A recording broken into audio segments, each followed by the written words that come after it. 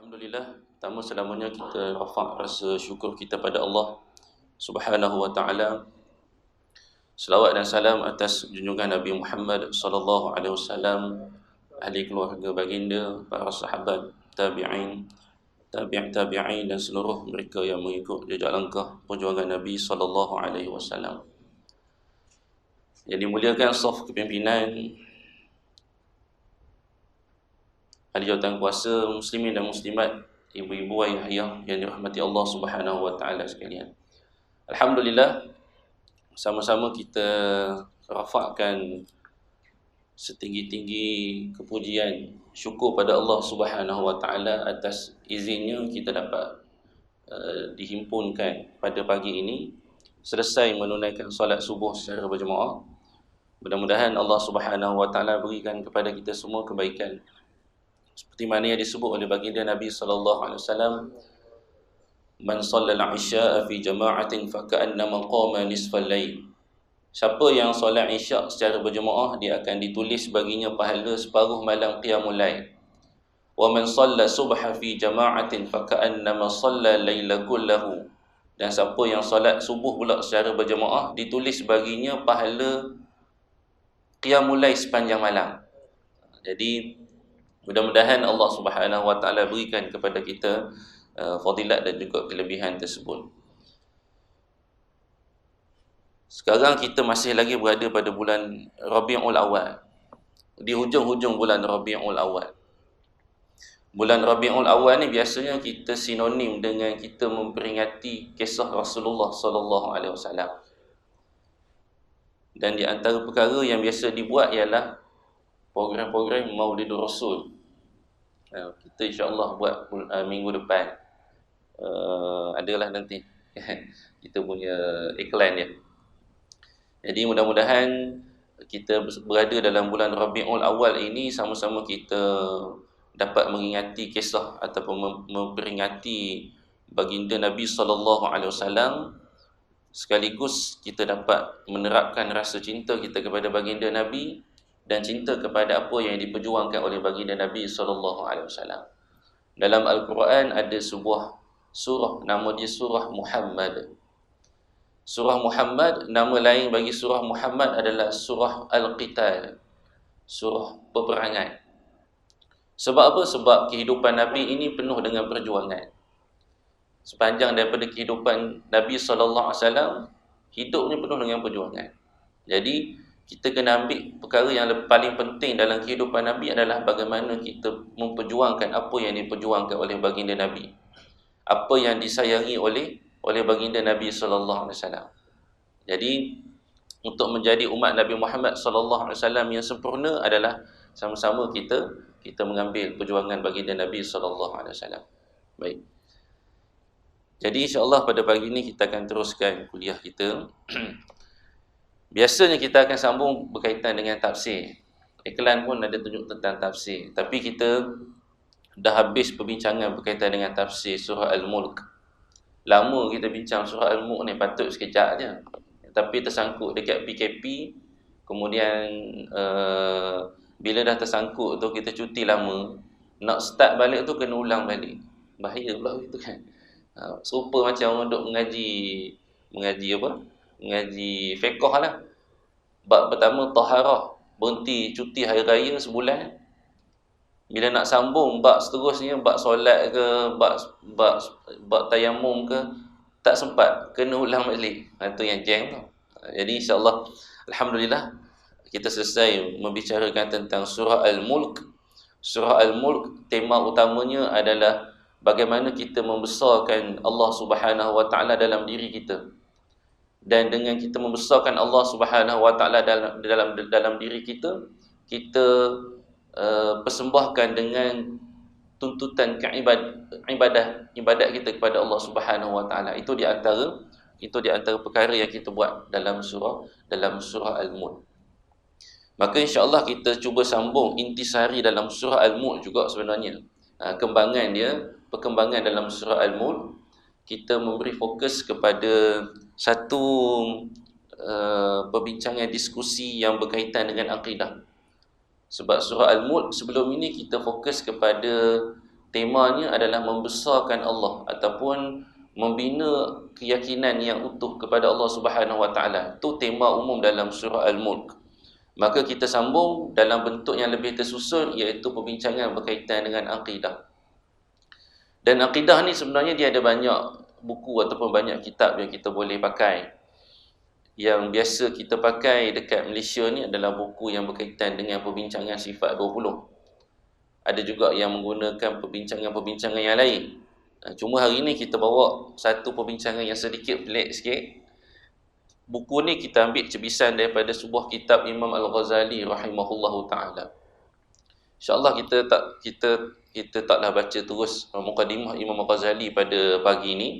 Cuma kita akan bincang sikit tentang seputar ataupun sekitar apa yang kita nak bincang dalam perbincangan akidah, apa yang kita kena tahu tentang perbincangan akidah, dan bagaimana ilmu akidah itu berkembang dan terbentuk. Baik.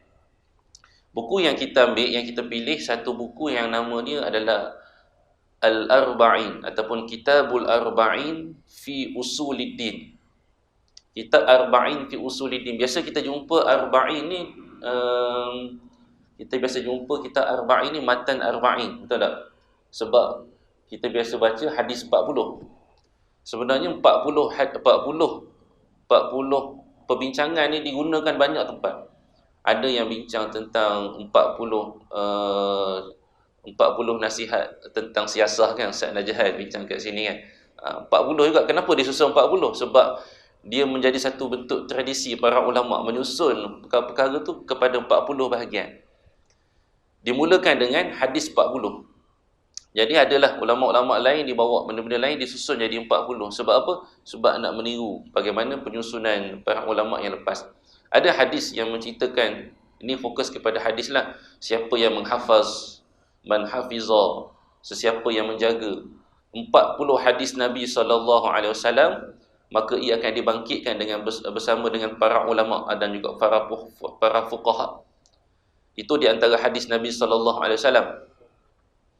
Jadi disebab itulah disusunkan banyak perkara-perkara berkaitan dengan agama ni 40. Dan salah satu penyusunan ni adalah Imam Al-Ghazali, disusun 40 asas dalam agama.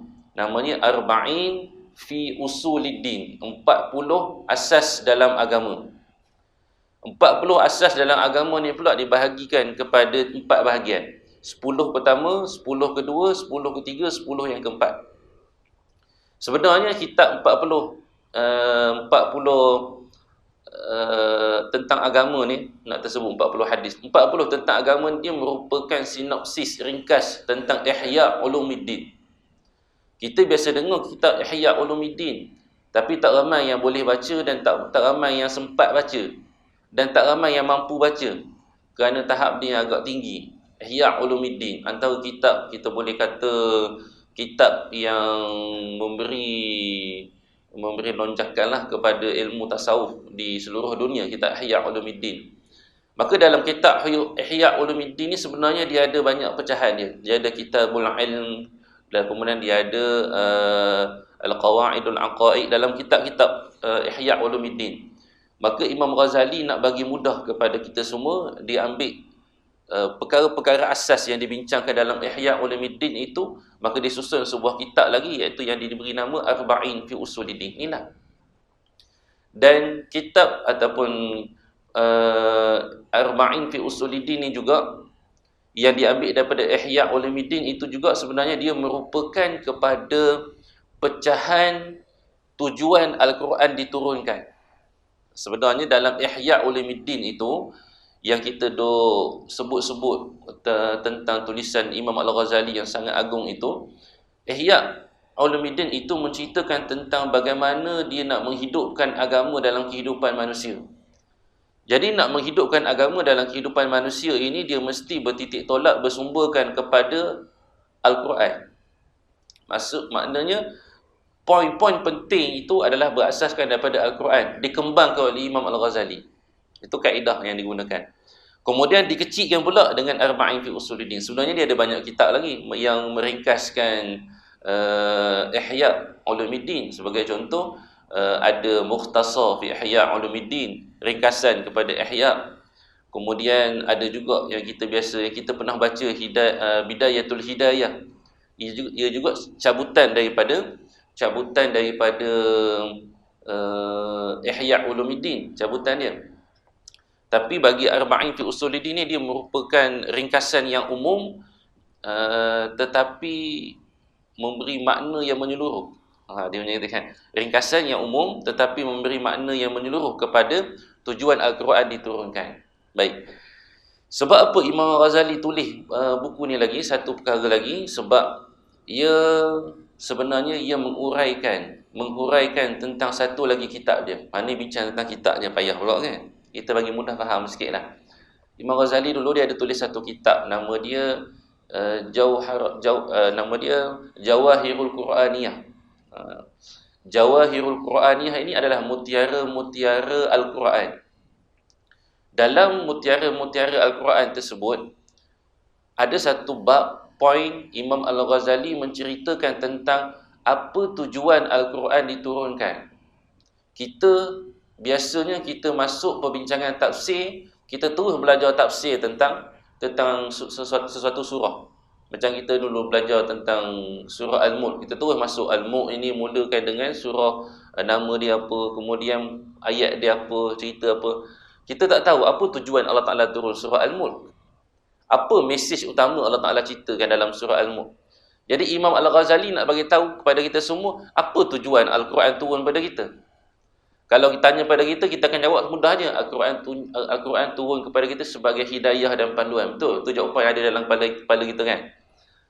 Kita tanya balik, hidayah apa yang Allah Ta'ala nak kita ambil daripada Al-Quran? Panduan apa yang Allah Ta'ala nak kita ambil daripada Al-Quran? Panduan tu panduan apa?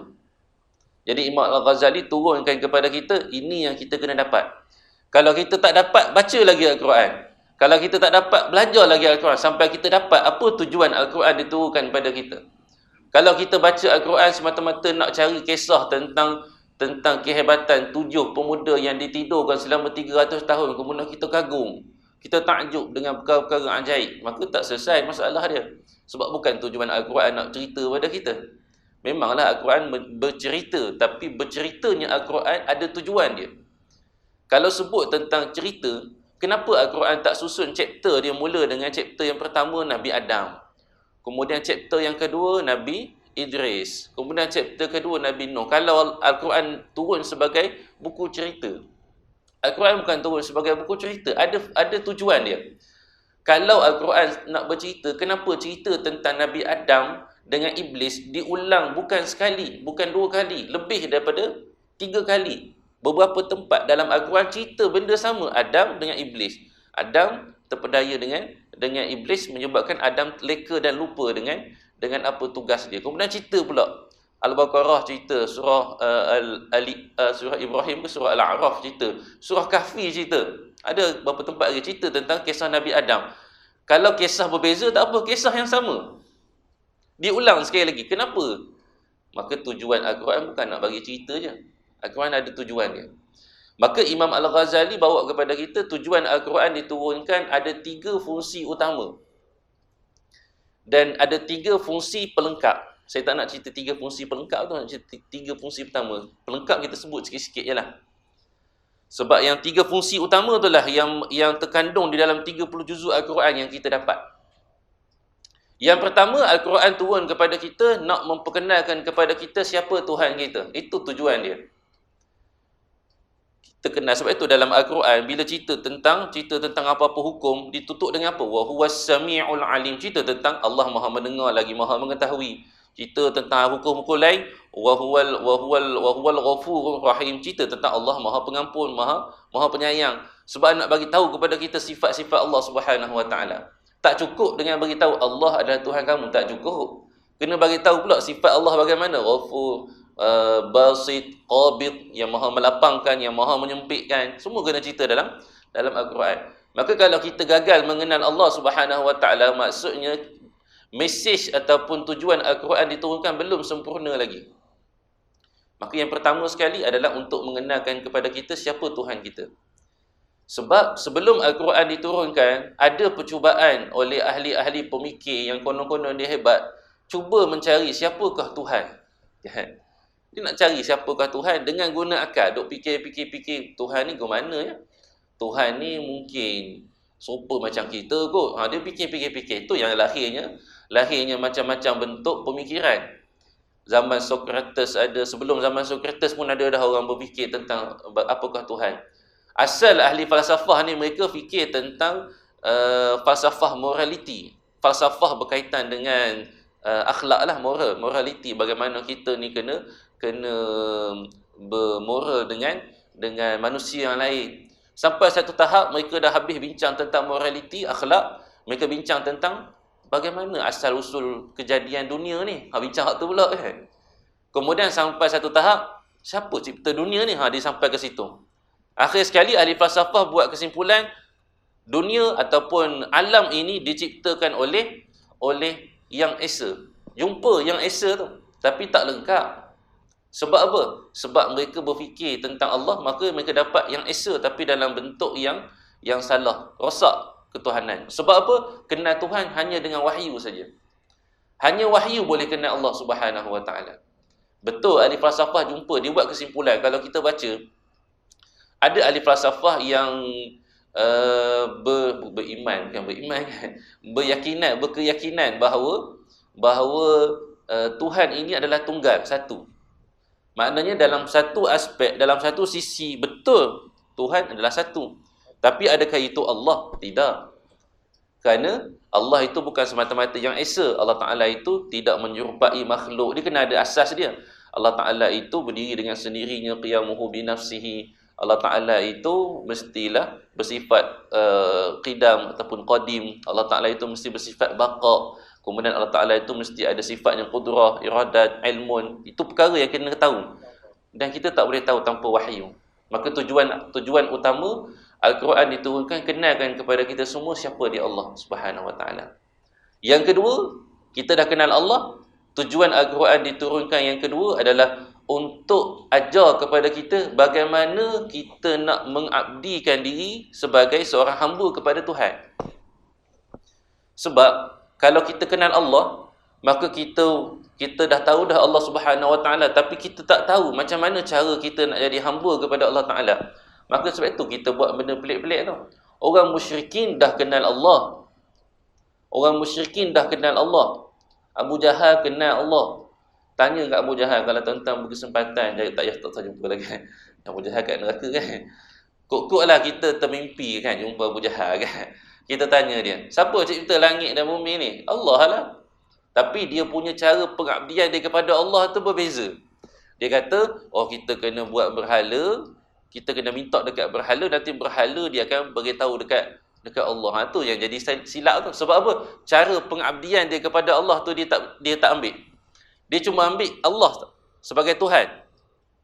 Itu pun tak kenal betul lah. Dia boleh sebut Allah je lah. Sebab tu yang dia dengar daripada nenek moyang dia. Kemudian cara mengabdikan tu diikut logik akal dia. Kalau kita ambil ikut logik akal kita dah kenal Allah, kita tak akan jumpa jalan kepada Allah Subhanahu Wa Taala, melainkan dengan panduan Al-Quran dan juga hadis Nabi lah, wahyu, hadis daripada Rasulullah Sallallahu Alaihi Wasallam. Jadi Al-Quran ajar kepada kita bagaimana mengabdikan diri sebagai hamba kepada Tuhan.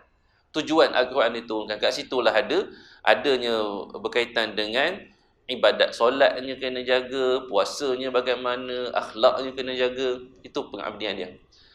Dan yang ketiga, tujuan Al-Quran diturunkan adalah untuk menyatakan bahawa kehidupan kita selepas kematian adalah akhirat. Dan kita kena buat persiapan kepadanya. 3 tujuan. Tu je. Kita pusinglah mana-mana dalam ayat Quran, kita akan jumpa 3 benda ni je. Cuba cari yang tidak ada kaitan dengan 3 benda ni. Kita kata, kalau kisah Ashabul Kahfi tu, kok mana? Ashabul Kahfi nak ajar kepada kita bagaimana kita bersihkan diri daripada syirik pada Allah Ta'ala. Ashabul Kahfi. Sebab itu yang kita sebut tadi, 3 utama dan 3 pelengkap. Imam Ghazali bagi 6 maqasidul Quran. Tujuan Al-Quran diturunkan ada 6. Cuma disebutkan 3 ni yang utama. 3 lagi tu pelengkap. Apa 3 yang pelengkap tu? 3 pelengkap ni saya tak ingat dia punya exactly. Antaranya adalah Al-Quran, tujuan Al-Quran diturunkan sebagai pelengkap adalah menceritakan tentang kisah-kisah orang soleh dan orang-orang yang ingkar kepada Allah Subhanahu Wa Taala. Sebab apa? Supaya kita tahu jalan yang sebenar dan supaya kita tahu bahawa kita punya tugas adalah mengenal Allah Subhanahu Wa Taala. Dia pelengkap kepada tiga tujuan utama tadi. Allah Taala kisahkan kepada kita kisah Nabi Musa. Allah Taala kisahkan kepada kita tentang Nabi Isa alaihissalam. Semuanya akan bersangkut paut dengan tiga tujuan tadi. Kenal Allah, kenal cara mengabdikan diri, kenal hari akhirat dan buat persiapan tentang hari akhirat. Tiga benda ni je Al-Quran. Kalau kita cari, kalau kita baca Al-Quran, masih lagi tak kenal Allah Subhanahu Wa Taala, maka bahaya. Maka daripada tujuan Al-Quran ini, Imam Ghazali bagi tahu kepada kita, ditulis dalam kitab Jawahirul Quraniyah, dia kata untuk tiga perkara ni aku akan bincangnya pada tempat yang lain. Mana tempat yang lain tu? Dia tak tulis dalam kitab Jawahirul Quran tentang bab mengenal Allah. Dia bawa kat mana? Dia bawa keluar satu kitab lain, Arba'in fi Usuluddin. Sebab dalam kitab Arba'in fi Usuluddin ni dipecahkan kepada kita, diajar kepada kita dua pecahan. Yang pertama ialah bagaimana Al-Quran mengajarkan kepada kita tentang Allah. Apa yang Al-Quran cerita kepada kita tentang Allah. Maka dia buat satu bab 10 yang pertama, bab 10 asas akidah. Ataupun dalam versi yang asalnya disebut 10 asas ilmu. Ilmu ni akidah lah. Sebab ilmu dia mesti ada syarat-syarat dia. Ilmu bukan benda-benda yang kita masuk dalam pemikiran kita. Orang cakap benda-benda yang tak betul pun tu bukan ilmu. Ilmu ni dia mestilah perkara yang bertepatan dengan realiti yang mana kita percaya sesungguh-sungguh percayanya. Tanpa ada keraguan. Tu disebut sebagai ilmu. Itulah akidah. Maka 10 yang pertama, 10 asas akidah. Kemudian lagi 3 lagi, 10 yang kedua, 10 yang ketiga dan 10 yang keempat ni adalah bagaimana kita pengabdian kita kepada Allah Subhanahu Wa Taala. Akhirat tu tak ceritalah dalam kitab ni. Apa dia 10 yang kedua? Kita sebutlah kan, sebab kitab kita yang kita nak bincang ni 10 asas akidah. Saya mungkin bentang sampai habis 10 asas akidah. Kalau kita nak sambung sampai habis kitab Arba'in fi Usuluddin, tengok nantilah macam mana. Ada flow dia nak bincang tu. Okey. 10 asas yang pertama ialah 10 asas akidah. 10 asas yang kedua bincang tentang amalan. Apa dia amalan yang dibincangkan adalah amalan-amalan berkaitan dengan menyucikan ibadat kita kepada Allah Subhanahu Wa Taala. Bab ibadat fizikal. Solat, puasa, zakat. Tapi dalam kitab ni tak bincang kepada kita berapa rukun solat, tak bincang. Macam mana cara angkat takbir yang sebenar ikut Nabi, tak bincang. Sebab yang tu bincang dalam kitab fiqh. Apa yang kita nak bincang dalam ni, menyempurnakan ibadat ini, ialah apa tujuan sebenar kita solat. Sebab ramai orang yang solat, dia tak tahu tujuan solat tu sebenar untuk apa. Apa tujuan puasa yang sebenarnya. Sebab itu kami dulu ada buat satu modul. Tapi modul ni tak berjaya lagi diturunkan. Banyak sangkut-sangkut. Kan? Banyak tersangkut lah. Modul 5 kaf. Dah dengar 5 kaf? Ni bukan nak mengajar benda-benda pelik-pelik ni, tidak kan? Bukan kaf tu kan. Ni modul 5 kaf. Kaf ni adalah kita panggil apa ya kaf? Kaf ni ambil kepala perkataan je lah kaf tu. 5 kaf ini dikeluarkan daripada 5 rukun Islam. Supaya kita faham asas dan juga nilai yang ada pada rukun Islam. Sebab bila kita sebut tentang rukun Islam, ada orang berpandangan, aku dah syahadah, aku dah solat tunggal langgang itu solat dah. Kemudian aku dah puasa bulan Ramadan. Aku bayar zakat RM7 setahun. Kemudian aku dah buat haji, aku dah Islam. Belum lagi sempurna Islam ni. Betul dah kita boleh kata dia Islam. Dari sudut teknikalnya dia Islam. Tapi belum sempurna Islam. Sebab 5 benda ni adalah nilai yang kita perlu terapkan dalam kehidupan kita. Perlu disempurnakan. Apa dia? Yang pertama sekali ialah berkaitan dengan keyakinan dan keilmuan. Yang disebut sebagai syahadah tadi, dia adalah nilai keyakinan dan keilmuan. Kalau kita sekadar asyhadu an la ilaha illallah wa asyhadu anna Muhammadar Rasulullah, itu kita panggil lafaz kat mulut. Yang kita nak ialah keyakinan berasaskan keilmuan. Maknanya kena belajar. Banyak benda yang kita kena buat. Belajar tentang Allah, belajar tentang Rasulullah, belajar tentang hari kiamat. Ini tugasan kita. Kalau kita betul-betul yakin dengan segala kekuasaan Allah, kita yakin dengan Allah yang maha memberi rezeki, kita yakin Allah yang maha mematikan, kita yakin dengan setiap kejadian yang berlaku datangnya daripada ketentuan Allah Subhanahu Wa Taala, dan kita redha dengan setiap ketentuan Allah Subhanahu Wa Taala, maka kita lepas satu bab, iaitu bab syahadah tadi. Sebab kalimat la ilaha illallah tu satu kalimat yang sangat berat. Sebab itu kalimat la ilaha illallah tu mesti kita latih. Dan tujuan kita belajar ni sebab kita nak menguatkan la ilaha illallah kita. Beza dengan orang kenal Allah, la ilaha illallah dia, dengan orang yang belum dapat merasai keesaan dan kehebatan Allah Subhanahu Wa Taala. Tu yang la ilaha illallah, tunggu apa? Tahlil kita kan, la ilaha illallah. Bila tidak ada rasa tu yang la ilaha illallah, la ilaha illallah, tengok jam. La ilaha illallah kan. Imam lambat sikit, la ilaha illallah kan, marah ke imam. Sebab apa? Lambat sangat dia kan. Bau nasi biryani kat luar dah kuat. Ya. Kambing pula ada bau.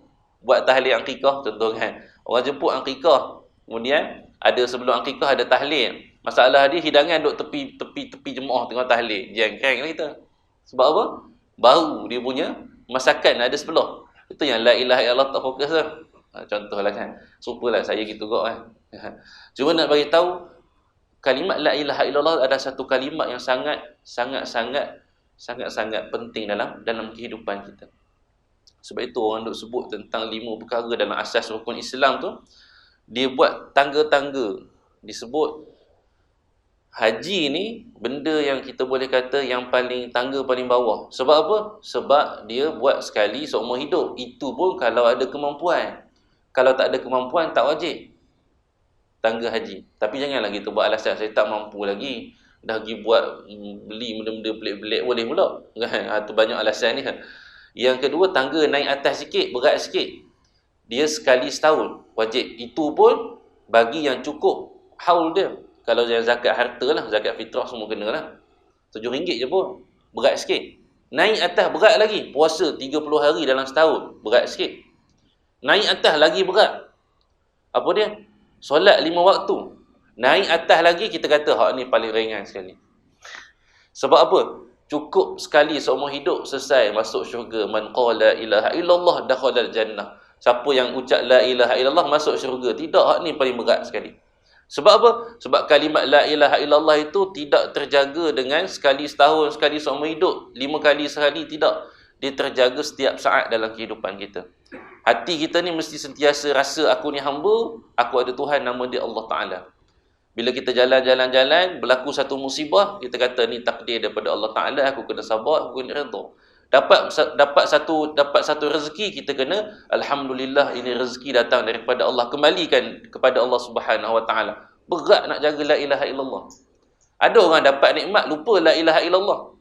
Lupa nak sebut alhamdulillah, masya-Allah la haula wala masya-Allah la quwwata illa billah. Ingat tak kalimat masya-Allah la quwwata illa billah? Kita belajar kat mana?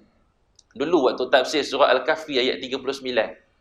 Kalimat yang kita kena lazimi kalau setiap kali kita dapat nikmat. Surah Al-Kahfi ayat 39. Kalau tak silap 39, 37, 39 kalau tak silap. Sebab apa? Sebab nak jaga dalam kehidupan kita ni mesti ada la ilaha illallah. Sebab itu ulama-ulama bincang kepada kita ada kalimat-kalimat yang kita kena sentiasa lazimi.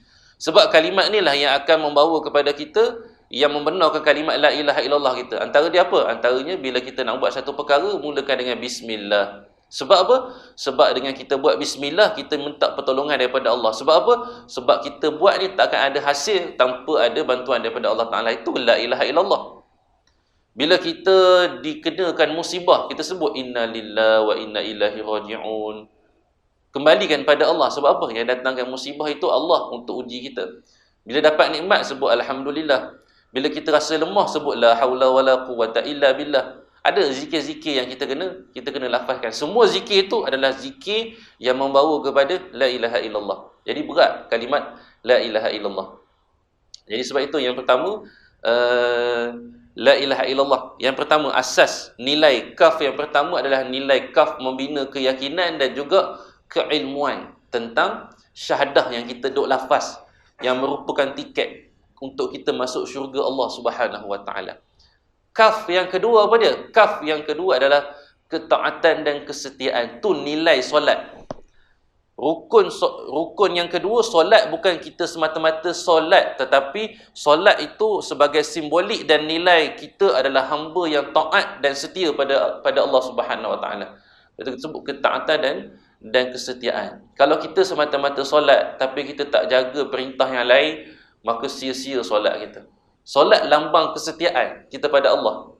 Kalau kita solat tapi masih lagi mulut masih lagi penuh dengan fitnah, penuh lagi dengan dosa-dosa, maka solat itu belum lagi mencapai kesempurnaan yang baik.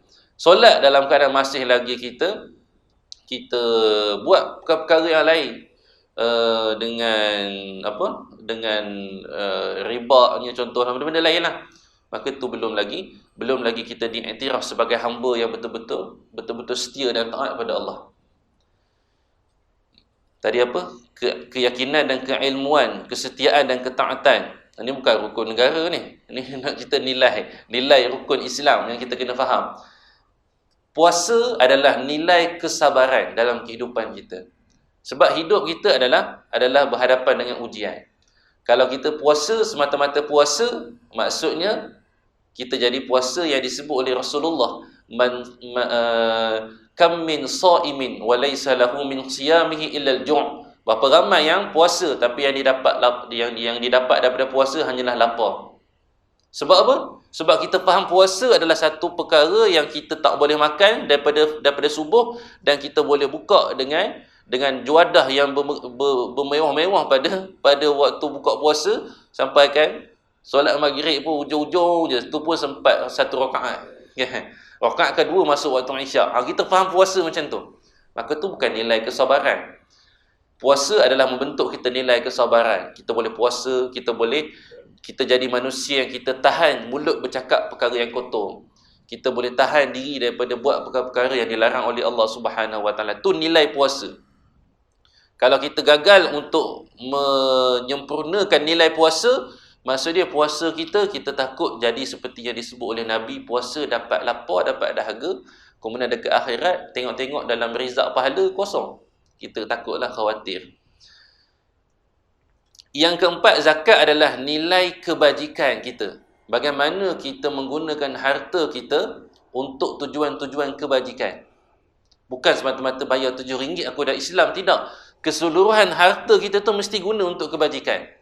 Bukan ambil keluar daripada bank, sumbat masuk dalam Madrasah Nurul Muttaqin, kaya kita itu. Kan? Tak sah kita nak minta derma. Pagi ni nak minta derma saat lagi ni. Kan? Itu yang kena tekan sikit bab 4 ni. Yang tidak nak cerita ni. Okay.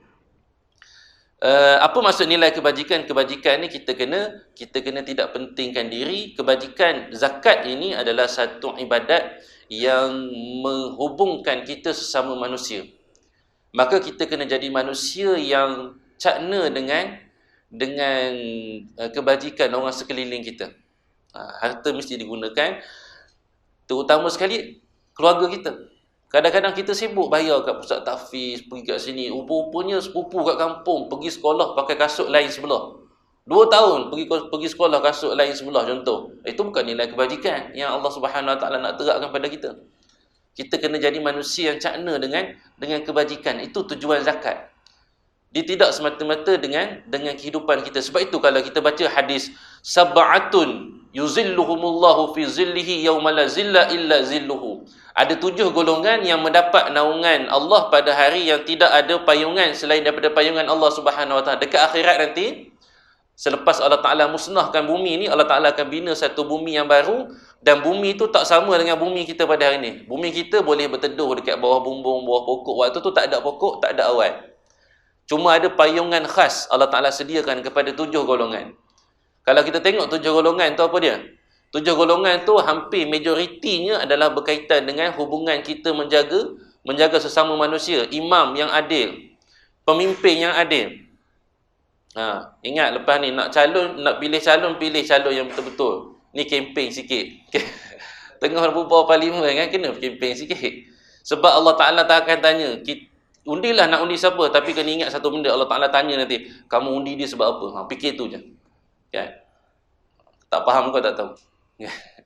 Jadi yang pertama sekali ialah pemimpin yang adil. Kemudian dua sahabat yang berhubungan sesama mereka, cerita tentang dua orang. Kemudian apa lagi dalam tujuh golongan? Tujuh golongan lelaki yang seseorang yang hatinya terikat dengan masjid. Tu tak apalah, tu kita kata seorang je lah. Kemudian orang yang bersedekah, tangan kanan, tangan kiri tidak mengetahui. Cerita tentang sedekah, hubungan dengan orang lain. Hampir majoriti tujuh golongan tu adalah cerita tentang manusia dengan manusia. Maksud nilai kebajikan tu sangat penting dalam kehidupan manusia. Maka zakat adalah nilai kebajikan. Bagaimana kita cakna dengan manusia yang lain, supaya kita tidak hidup dalam kehidupan kita sendiri. Dan yang terakhir sekali, nilai kaf yang terakhir pada ibadat haji adalah nilai kesungguhan kita. Nilai jihad. Sebab apa? Sebab haji ni dia tak boleh kebetulan. Dia kata, kenapa tak pergi haji? Belum sampai seru. Dah tak menyimpan? Kan? Nak tunggu seru apa dia? Simpanlah dulu. Bila tanya, kenapa tak pergi haji? Belum sampai seru. Duit dalam tabung haji berapa? Ada 3,500. Dah macam mana tabung haji nak panggil? Simpanlah, bagi cukup 10,000. Nanti adalah rezeki dia. Kesungguhan simpan. Saya ingat ada satu berita dulu, ada orang share. Seorang pokcik kumpul 3 posen sehari. Dia berniaga, dia ambil spend 3 posen sehari, kumpul 10 tahun, cukup. Boleh pergi haji, 3 posen sehari. Kesungguhan. Jadi Allah Ta'ala nak beritahu, bukan semata-mata kita pergi haji, kita sudah sempurna Islam, tidak. Tetapi dalam setiap perbuatan yang kita buat, kita kena ada nilai kesungguhan. Kalau kita nak belajar, kena ada nilai kesungguhan. Kalau kita nak menjaga, mendidik keluarga, kena mendidik dengan penuh kesungguhan. Nak menunaikan, nak baca Quran dengan penuh kesungguhan. Nilai kesungguhan. Jadi kena faham, 5 kaf ini adalah 5 nilai yang ada pada rukun Islam. Nilai keyakinan dan keilmuan mengajar kepada kita sungguh-sungguh menuntut ilmu. Nilai kesetiaan dan ketaatan mengajar kepada kita untuk sentiasa hati kita terikat selama-lamanya dengan segala perintah Allah Ta'ala. Nilai kesabaran melatih diri supaya kita jadi manusia yang sabar. Bukan semata-mata puasa, tapi kita kena sabar pada perkara-perkara yang diberikan ketaatan kepada kita. Nilai kebajikan, nilai kesungguhan. 5 kaf yang sangat penting dalam kehidupan kita. Baik, maka sebab itulah nilai yang pertama tadi adalah menceritakan kepada akidah. Dan kerana itulah bila sebut tentang nilai, maka Imam Al-Ghazali bawa kepada kita 10 yang kedua tadi, cerita tentang apakah nilai ibadah yang kita kena tahu. Sebab itu dalam kitab ni tak bincang tentang fiqh rukun solat, tak ada. Yang dibincang bagaimana kita nak dapat solat yang sempurna. Bagaimana kita kena persiapkan hati dan fizikal kita ketika mana nak menghadap Allah Subhanahu Wa Taala. Dalam ni bincang tentang perkara tu. Kemudian bila masuk tentang bab puasa, cerita tentang bagaimana kita nak capai sempurnanya puasa kita tadi, supaya puasa tu dapat membentuk manusia yang ada daya ketahanan dan kesabaran. Itu bincang dalam kitab ni. Jadi 10 yang pertama tentang akidah, 10 yang kedua cerita tentang menyempurnakan ibadat kita. Solat kamu tu sebenarnya apa benda yang kamu kena tahu. Yang ketiga ialah 10 perkara asas membersihkan jiwa kita. Bab yang ketiga, 10 perkara yang membersihkan jiwa. 10 perkara yang membuang perkara-perkara mazmumah. Dan bab yang keempat, 10 perkara yang kita kena hiasi dalam kehidupan kita. Maka cukuplah 40 asas dalam agama, dan inilah yang disebut dalam Al-Quran. Maka perkara-perkara yang kita akan bincang nanti insya-Allah semuanya adalah berkisarkan tentang apakah itu tujuan Al-Quran diturunkan. Maka Imam Al-Ghazali masukkan kepada kita semua tujuan-tujuan Al-Quran yang penting supaya kita boleh faham dalam bentuk asas yang mudah. Maka insya-Allah nanti kita akan mulakan dengan perbincangan berkaitan dengan 10 asas yang pertama. Cuma saja kita akan tengoklah kesesuaian dia. Adakah kita nak sambung kepada 10 asas yang kedua, ketiga dan keempat, ataupun kita berhenti pada 10 asas yang pertama. Dia ada 2 versi buku ni sebenarnya. Yang pertama versi cetakan Al-Hidayah. Yang ni lengkap 40, Arba'in fi Usuluddin. kitab inilah kitab cetakan Hidayah ni, Al-Hidayah. Yang satu lagi tu saya tak beli pun, ada dalam PDF. Cetakan daripada Majlis Agama Islam Negeri Selangor. Yang ni diterjemahkan oleh Ustaz Azhar Yahya dan Ustaz Juzaili. Kenal Ustaz Azhar Yahya kan mengajar sini kan? PJ, PAS Wilayah Persekutuan. Kena bagi promosi sikit. Dia terjemahkan kitab tu dan diterjemahkan semua sekali lengkap, tapi dia cetak tu asing-asing. 10 asas akidah, 10 asas ibadah, 10 asas pembersihan jiwa, 10 asas menghiasi jiwa, kata lebih itulah dia asing-asing. 10 perkara tersebut. Maka kita akan ambil yang 10 asas akidah tu dulu. Saya kalau sempat, saya dapat ada peluang pergi dekat MAIS nanti, kita boleh apply dia punya kitab dia kalau sempat. Kalau tidak nanti kita pasang slide ke apa, ikutlah nanti. Ataupun tak ada je lah, dengar Imam Syafi'i belaka sini kan. Dengar je lah nanti, kita akan tengok nanti macam mana. Itu kitab yang kita akan gunalah, 10 asas akidah dia. Itu perbincangan kita. Dan insya-Allah kita akan mulakan pembacaan mukadimah pada pertemuan akan datang. Cuma kita nak beritahu, kita sedang belajar asas akidah dan sedikit info berkaitan dengan akidah ni. Kita ambil 5 minit yang terakhir sebelum kita bersurai. Semua dah nampak roti canai dah semua ni. Tak sabar-sabar nak makan roti canai ni sekejap lagi ya. Sabar-sabar. Lain cuti lama lagi ni kan. Esok cuti lagi. Sekejap. Esok boleh belasah lagi roti canai ke apa. Perbincangan akidah ni yang pertama sekali, tujuan kita ambil ini ialah supaya kita faham asas akidah. Asas fiqh kita boleh faham, kita boleh mudah, sebab perbincangan fiqh ini dia lebih besar dan juga lebih jelas perkembangan dari sudut fiqh dia. Akidah ni dia agak bermasalah sikit sebab dia terlalu banyak kontroversi, dan insya-Allah kita akan cuba tengok secara ringkas, tak terlalu mendalam, berkaitan dengan pertembungan yang berlaku, sama ada isu-isu berkaitan dengan yang kita sebut sebagai Wahabi, sebagai isu-isu yang kita sebut sebagai Asy'ari. Apa dia yang disebut sebagai Wahabi, apakah yang disebut sebagai Asy'ari. Nanti kita akan tengok sedikit info, dan bagaimana kita nak melarikan diri daripada termasuk dalam pertembungan yang sehingga menjadikan akhir sekali yang kita dapat dalam pengajian akidah, kau salah, aku betul. Tu jadi masalah. Tujuan belajar akidah ialah supaya kita kenal Allah, dan dengan kenal Allah kita rasa sayang pada Allah, dan kita rasa nak buat taat pada Allah Subhanahu Wa Taala. Itu tujuan belajar akidah, bukan untuk menyesatkan orang lain. Jadi bagaimana nak suburkan rasa sayang pada Allah supaya kita sebut la ilaha illallah itu dia ada rasa bekas dalam diri kita. Itu tujuan utama kita belajar akidah. Nanti kita akan tengok sedikit sebelum kita baca mukadimah nanti, kita akan tengok sedikit perkembangan ilmu akidah. Bagaimana ilmu akidah itu berkembang jadi Asy'ari, kemudian jadi perbincangan sifat 20. Untuk pengetahuan asas yang kita bincang, Imam Al-Ghazali ini adalah seorang tokoh ulama bermazhab Asy'ari, ataupun kita boleh kata mengikut manhaj Imam Abu Hasan Al-Asy'ari. Maknanya terpakailah dekat Malaysia, sebab Malaysia ni mengikut mazhab Asy'ariyah dari sudut akidah dia.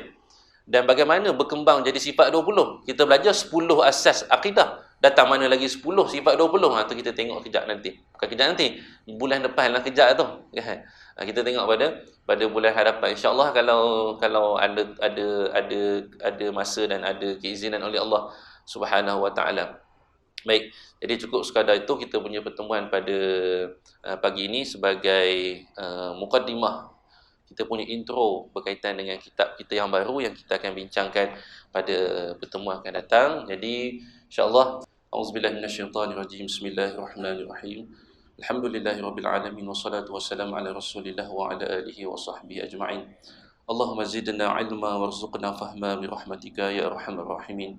Rabbana zalamna anfusana wa illam taghfir lana wa tarhamna lanakunanna minal khasirin.